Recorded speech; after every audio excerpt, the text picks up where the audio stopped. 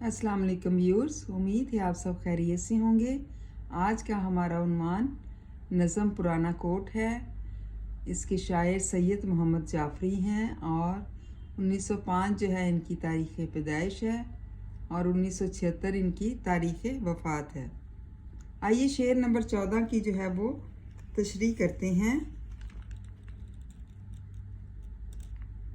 ये एक पाबंद नज़म है जो सैयद मोहम्मद जाफरी की किताब शोखी तहरीर से ली गई है। और सैयद मोहम्मद जाफरी जो हैं मुल्की सकाफ़त को मगरबी असरात से पाक देखना चाहते थे, जिसका इजहार उनकी इस नज़म पुराना कोट में बखूबी हुआ है। शायर ने एक पुराना कोट नीलाम घर से ख़रीदा है। अगरचे वो कोट पुराना और ख़स्ता है, लेकिन शायर इसे बेहतरीन कोट साबित करने के लिए तंज़िया अंदाज में जो है वो दलीलें घड़ रहे हैं। मतलब तंज़िया जो है अंदाज है उनका बहुत ज़्यादा।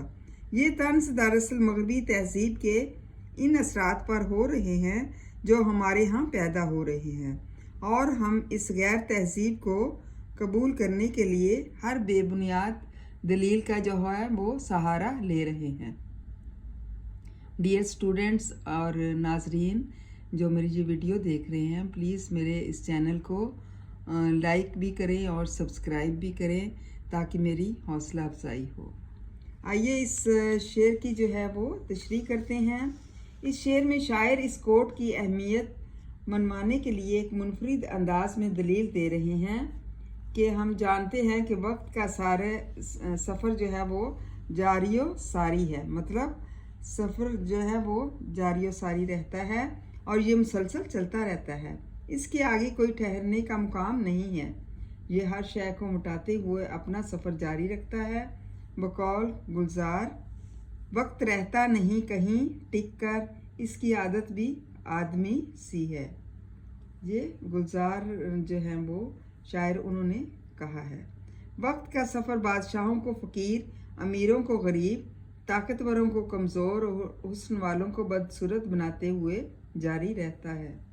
हम जानते हैं कि वक्त की ये जो गर्दिश है हर चीज़ पर अपने निशान और आसार छोड़ जाती है, खा वो पुरानी इमारतें हों या इस्तेमाल में रहने वाली चीज़ें।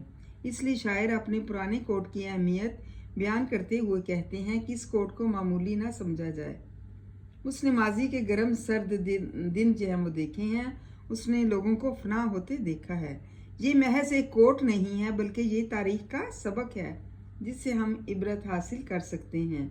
इसलिए हमें इस कोट को ख़रीदने में कोई झिझक नहीं होनी चाहिए।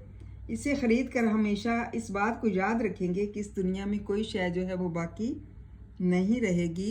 हर शय जो है वो फना होने वाली है। मतलब जैसे खुदा ताला ने फरमाया है कि हर शय को ज़वाल है, हर शय जो है वो एक न एक दिन ख़त्म हो जाएगी। इस तरह से इस कोट के बारे में भी है।